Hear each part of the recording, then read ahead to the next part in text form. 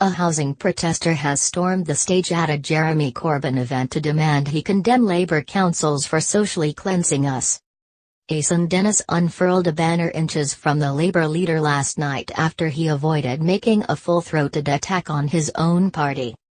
The 59-year-old shouted, "You didn't even condemn those councillors who are socially cleansing us." Another audience member heckled, "You haven't stopped here any councillors." A heckler also shouted as the event ended, "How big is your house?" It comes after Mr. Corbyn put himself on the warpath with inner city councils at Labour's conference by saying he would force them to give residents a direct vote on regeneration if Labour wins power. But last night he stopped short of fully condemning the councils, many of which are run by Labour, instead saying he hoped they would listen. Aysen Dennis has lived for 24 years in a flat on the vast Halesbury estate in South London, which is facing demolition.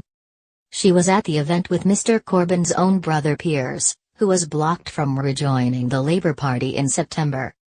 Piers Corbyn, who lives near the estate, held a Fight Halesbury banner with her after the Q&A as she said they have campaigned together for 18 years. However, he didn't join the one-woman stage invasion and stressed he backed his brother's policies.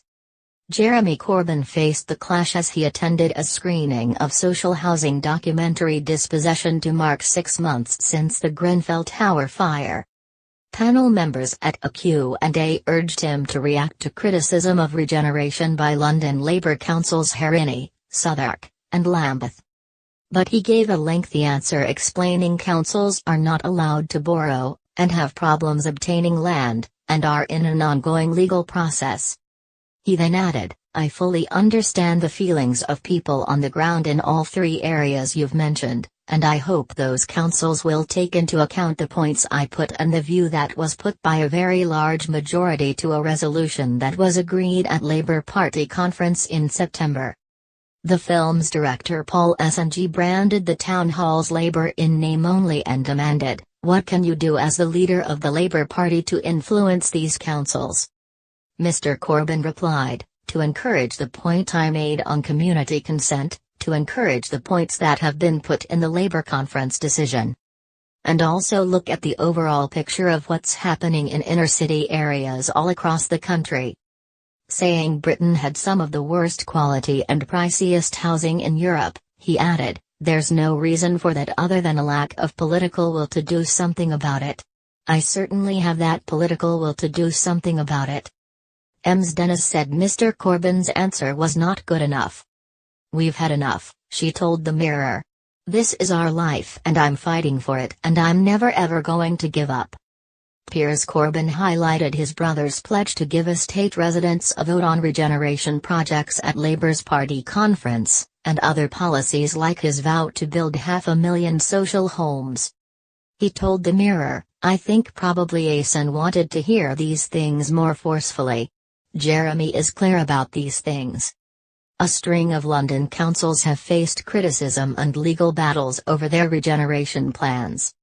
Fresh questions are looming over the Aylesbury estate project, and its £1.5 billion price tag, after the government ordered Southwark Council to rewrite compulsory purchase offers for more than 1,300 residents' flats. In Lambeth, South London, residents of the Cressingham Gardens estate are waging a campaign to save their homes from demolition. And in Haringey, North London, the council is facing a legal battle over its plans to transfer around £2 billion of assets including land, buildings and housing into a public-private venture called the Haringey Development Vehicle, HDV. The plan is a major factor in a row between left-wingers and centrists that has seen more than a dozen Haringey councillors deselected or withdrawn. Supporters of the project say councils have no other option to free up cash for new homes because the Tory government won't let them borrow.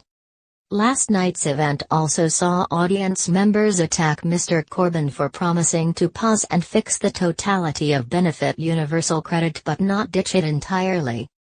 "The end game of universal credit is the abolition of the welfare state," said one.